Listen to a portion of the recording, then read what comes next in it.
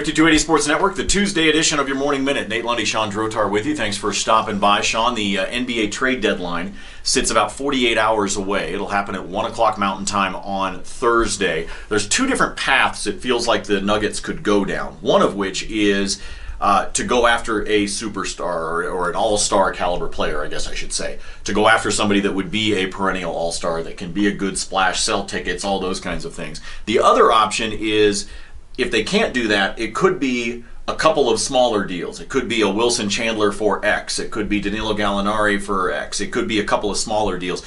What does your gut say right now that you think the Nuggets are going to do? Well, I think they're going to move on from Danilo Gallinari if they can, because he has an expiring contract or a player option, which means that he will take that player option and become a free agent. But if the Nuggets do want to shoot for the moon, if they saw the Demarcus Cousins move by New Orleans and they want to go get a Jimmy Butler out of Chicago, Nuggets fans, it's going to cost you. It's not going to be pieces and parts. That's going to be a Chandler and a Will Barton and a Jamal Murray and a pick. That's what it costs. They're not going to take guys that don't play. Now, if the Nuggets want to do that, you could make the argument landing that all-star caliber guy may be worth it, but it will not come cheaply. Yeah, if you want to be able to make the comparison to the New Orleans trade with Sacramento, I'm going to be honest with you, you can't. And the reason why is because there was baggage involved with that as well. When we talked with you yesterday on the Morning Minute about the fact that New Orleans did not give up a single starter in order to get Demarcus Cousins, in order to get Boogie, the problem is no other team, no other player is going to be in that scenario. This is a trade that Vlade Divac has wanted to do for a while. It's very clear that it was the owner of the Kings that was keeping it from happening, and now you're in the position where he could finally do the trade. He had to do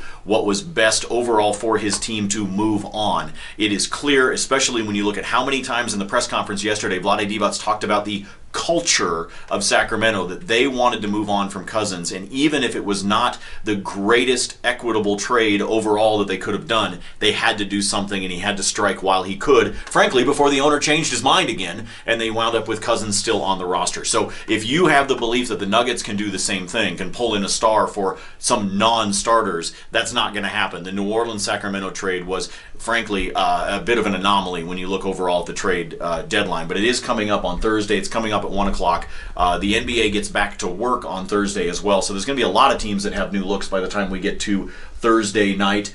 Couple of trades? It sure seems like it. I think this kind of started a few things. The vulnerability potentially of the Cleveland Cavaliers makes things especially interesting in the East. Right, absolutely. So we're going to keep an eye on it. We'll be talking about it on our Morning Minutes this week in terms of what does happen, as well as what could potentially happen going forward. We'll continue with those rumors and news. By the way, speaking of news, a big congratulations to our buddy Chris Dempsey of the Denver Post, yes, who has now joined Altitude Television as well as Altitude Radio to be a part of all of their Nuggets coverage. If you've been watching the Nuggets games on Altitude this season, you've seen Chris on camera a lot. Truly one of Shawn and I's favorite people in town, especially when it comes to coverage of the Nuggets. So congratulations to Chris for joining the team at Altitude. We'll talk to you tomorrow on the Morning Minute. It'll be a Hump Day edition. For Shawn, I'm Nate. See ya.